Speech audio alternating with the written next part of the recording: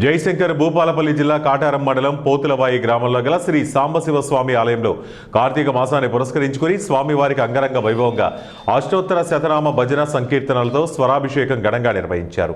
ఈ కార్యక్రమంలో అధిక సంఖ్యలో భజన భక్తులు, గాయకులు, కవులు పాల్గొన్నారు. దాతల సహకారంతో గ్రామ ఫ్రెండ్స్ యూత్ ఆధ్వర్యంలో వచ్చిన భక్తులకు అన్నప్రసాద వితరణ చేశారు.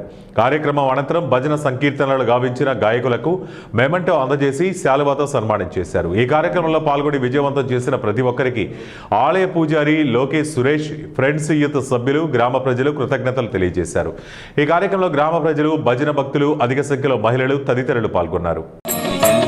ఓం శివాయ మహదేవాయ నమః శివాయ, ఓం శివాయ మహదేవాయ నమః శివాయ.